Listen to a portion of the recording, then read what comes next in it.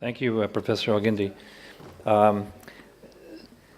In putting together this session and this particular topic, algorithms for management and risk stratification, is very broad, and I was not totally certain how to focus this. And since we had talked previously about risk stratification to prevent the acute coronary syndromes, I decided not to focus so much on the management of the acute syndrome itself, but the risk stratification after the event. So moving from primary prevention to secondary prevention. So this really will be a presentation about management of patients who have had events dealing with secondary prevention.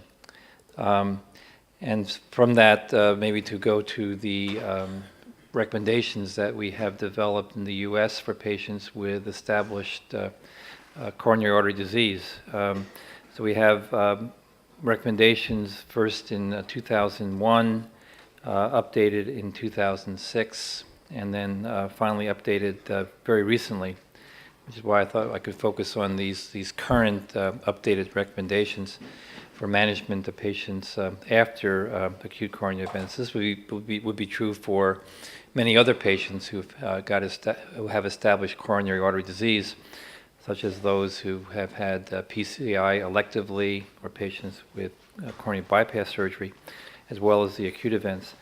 And so I thought I would just go through a number of the thoughts that did come up yesterday regarding some of the global issues in managing patients with coronary disease, and much of this is medications, but also important lifestyle issues.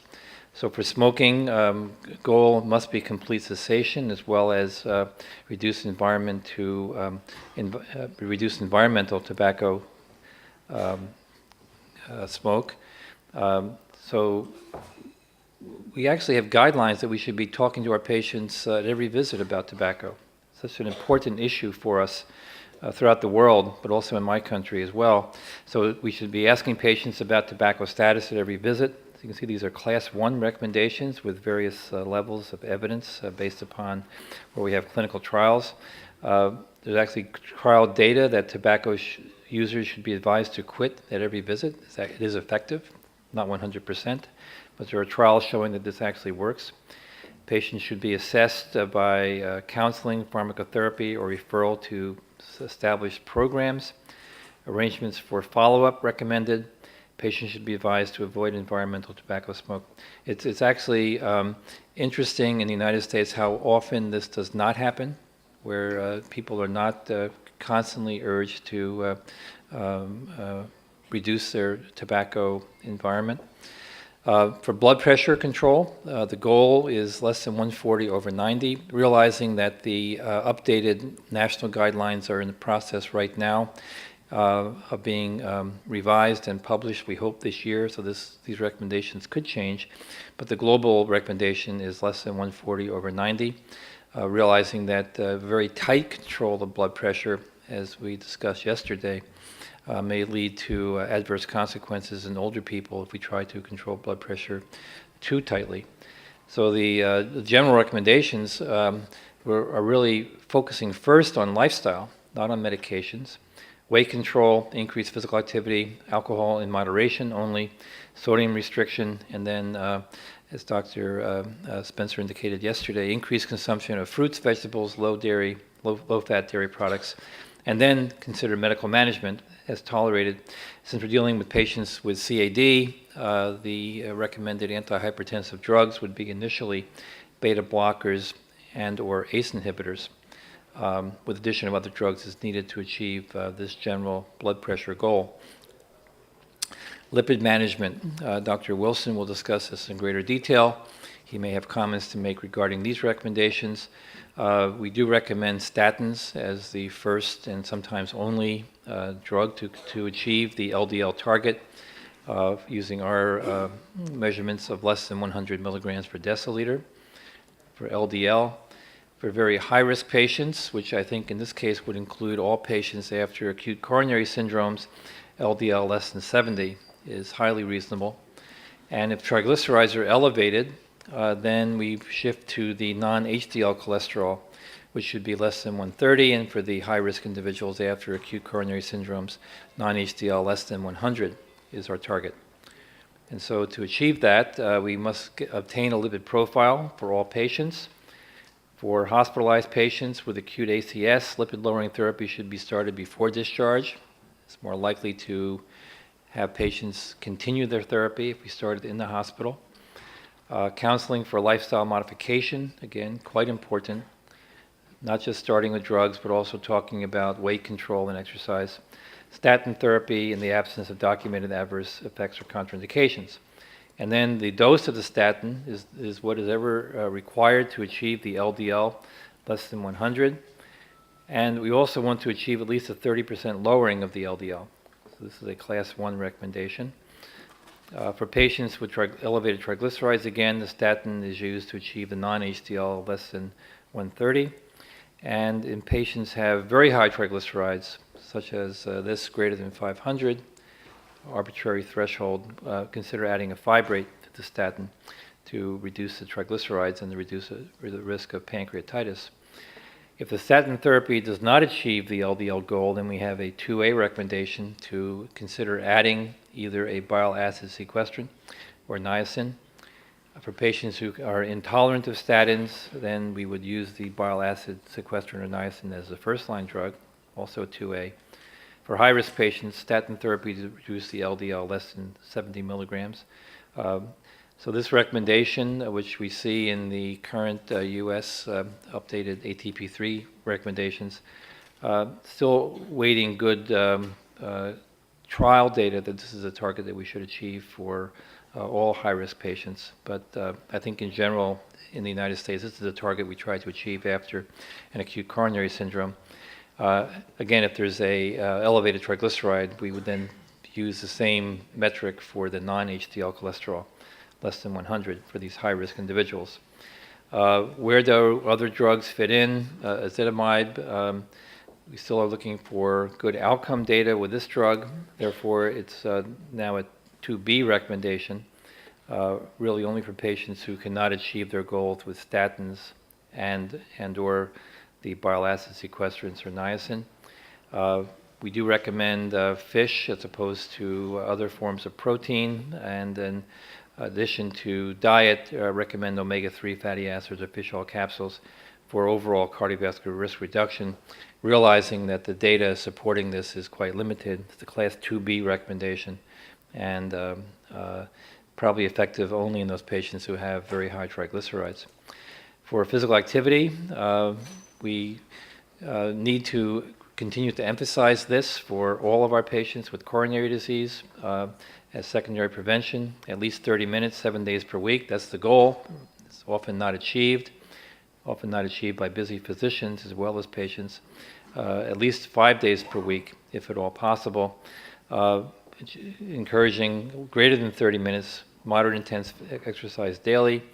Risk assessment in such patients with a physical history and or an exercise test to guide the prognosis and exercise prescription. These especially after patients have had acute coronary syndrome, and to counsel patients to report symptoms related to exercise.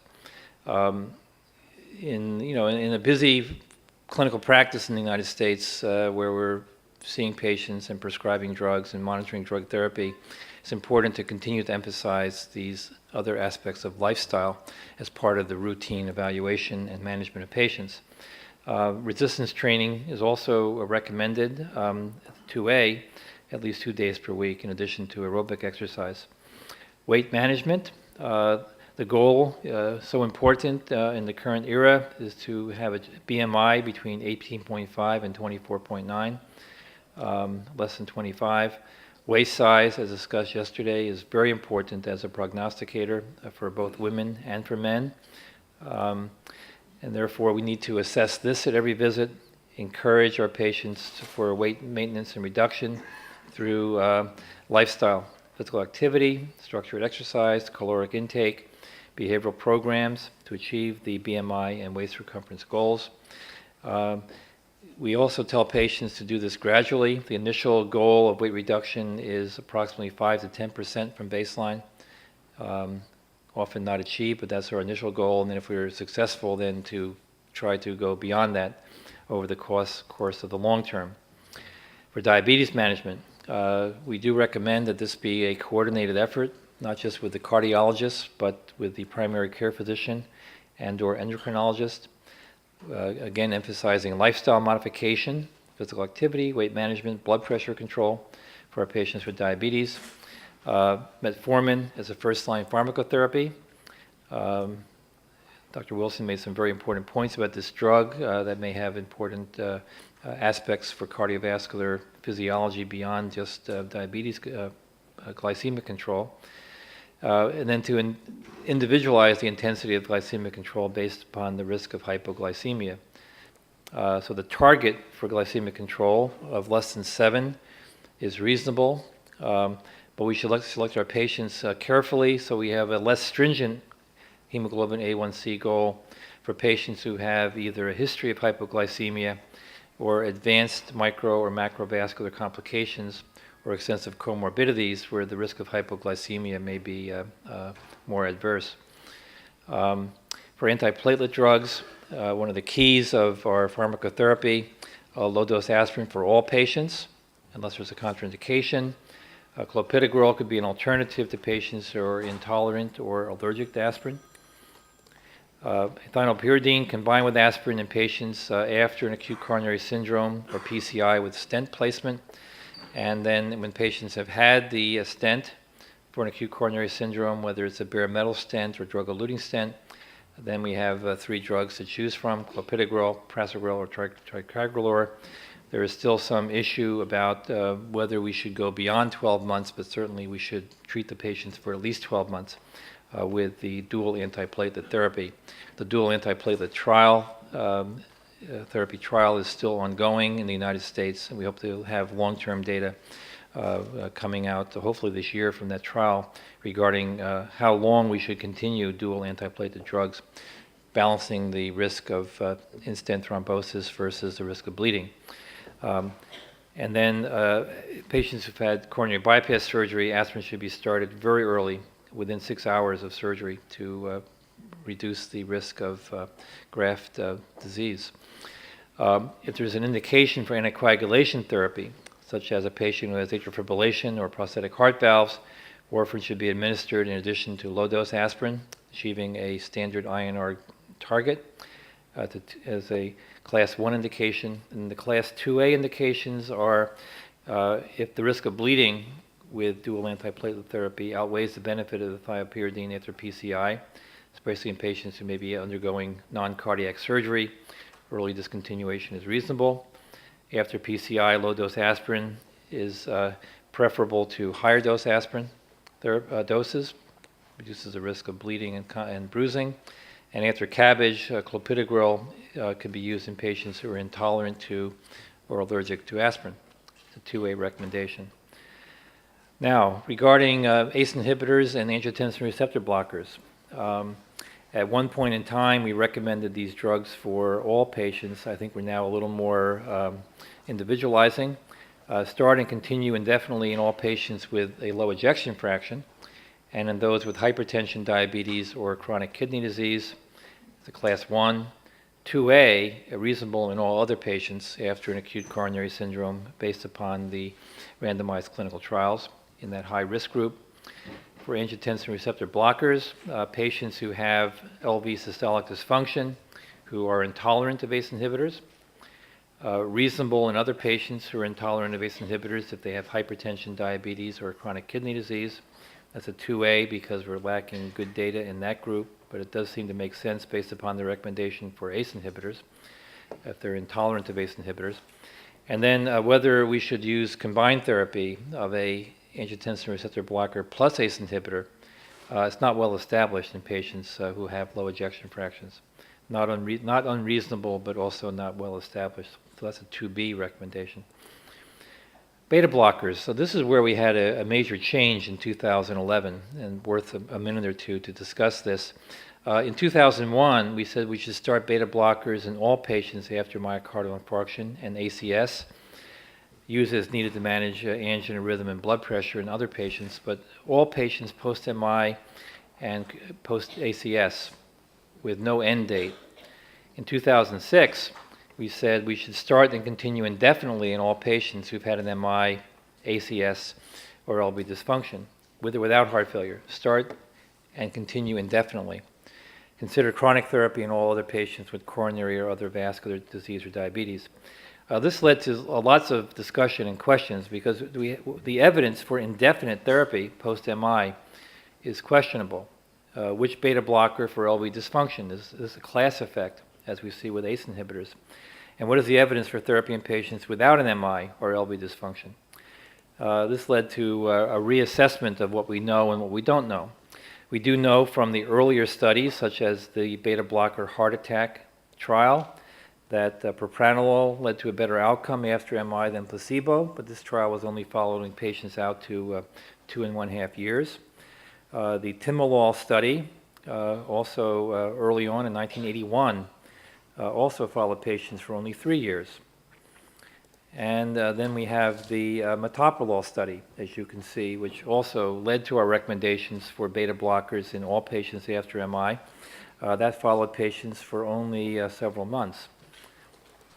And so the summary of secondary prevention trials of beta blocker therapy, which do show an important reduction in events with both acute treatment and for secondary prevention in large numbers of patients, as summarized by Elliot Antman, do suggest the benefit of beta blockers, but the issue is that interpreting those data from the earlier era, we should remember that those trials were performed before the era of primary PCI. So many patients in those trials did not have open arteries. Many of them had larger MIs and thus more frequent and more severe LV dysfunction. And maybe the beta blocker benefit was because we were treating patients with LV dysfunction.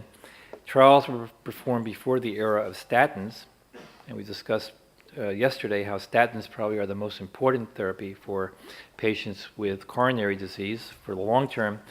And then there's really very little long-term data, as we discussed. And so we also fell back on a very important meta-analysis by John Cleland and Fremantle and others in the British Medical Journal about 10 years ago, looking at multiple studies of the effects of beta blockers. You can see all of the beta blockers listed here after an acute coronary syndrome, and you see that actually there's almost equipoise regarding whether or not these drugs have a major benefit over the long term. And in fact, of these 31 quote-unquote long-term trials, only 14 lasted longer than 1 year. Only 4 had follow-up duration longer than 2 years.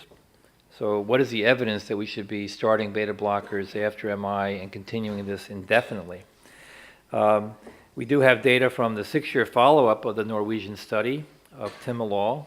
We saw the earlier data earlier. Notice how the curves diverge over the course of the first year or two, but then they're parallel. So is there evidence of an ongoing benefit beyond that early benefit? And again, these were patients where the arteries may not have been opened, where they may have had LV systolic dysfunction.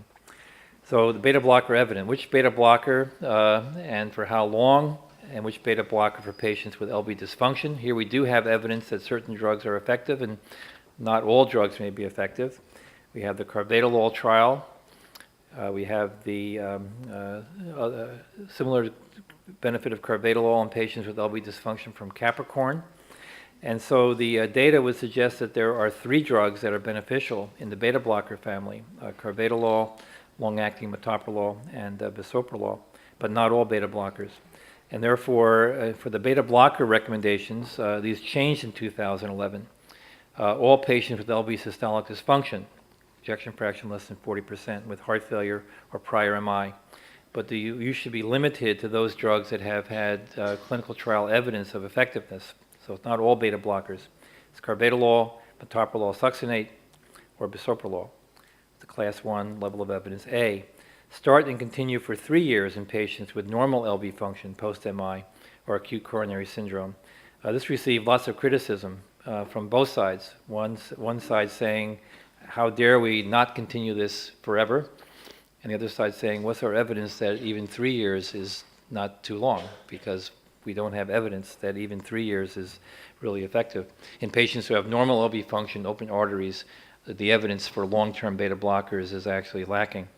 It's reasonable to continue beyond 3 years in patients with normal LV function post-MI. That's a 2A recommendation because we don't have good data. Another 2A recommendation is to reasonable in patients with LV systolic dysfunction without heart failure or prior MI. That is patients with asymptomatic left ventricular dysfunction. 2A recommendation. May be considered for all other patients with coronary or vascular disease is only a 2B because of the lack of evidence of efficacy of this important drug class in these lower risk patients.